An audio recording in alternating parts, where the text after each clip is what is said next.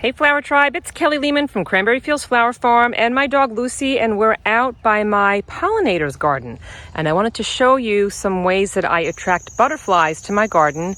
And on top of the butterflies, we also get honeybees and leafcutter bees and hummingbirds and hummingbird moths and a whole bunch of other pollinators. If we haven't met yet, my name is Kelly Lehman. I'm the owner of Cranberry Fields Flower Farm here in Cranberry, New Jersey, and I love giving you guys fun, free flower tips. So please feel free to subscribe to this YouTube channel and hit the bell notification so you know whenever I post another fun, free flower tip video.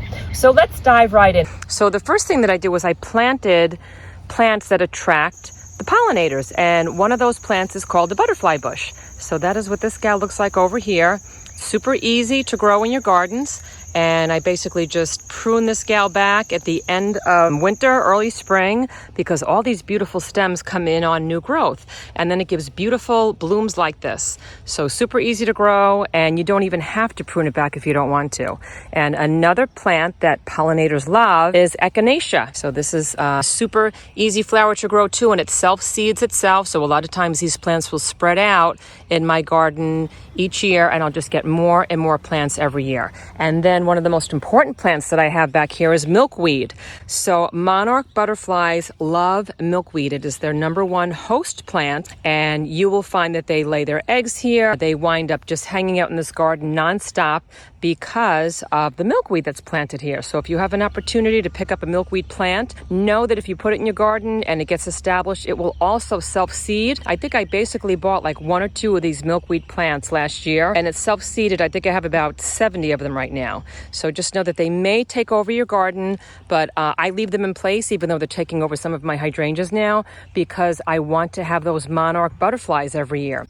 You can shop for some of these plants at your local nurseries or on my Amazon shop page. I've included a link in descriptions below. I also have some watermelon back here because butterflies love watermelon, and a little hunk of honey and an overripe banana. So they will come and they will sit here and they'll take all the juice from it. It acts as almost like a nectar for them.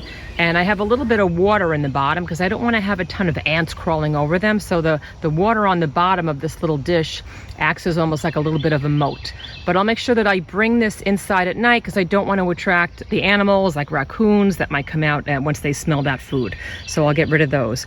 But we'll come out here at any time during the day, especially when it's sunny out, because butterflies love the sun. Like that's their thing. Like that's their go-to. They want to be in sunshine. So on a sunny morning, this place is packed with butterflies and moths, and I just saw a hummingbird moth, and it's just a really beautiful thing to have a pollinator garden, especially for butterflies.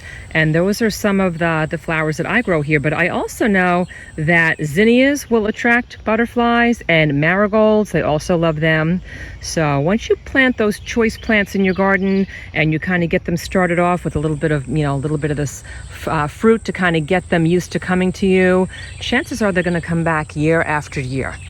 I made a free download PDF file for you that lets you know 4 of my must-have flowers for your gardens, and you can grab that in descriptions below.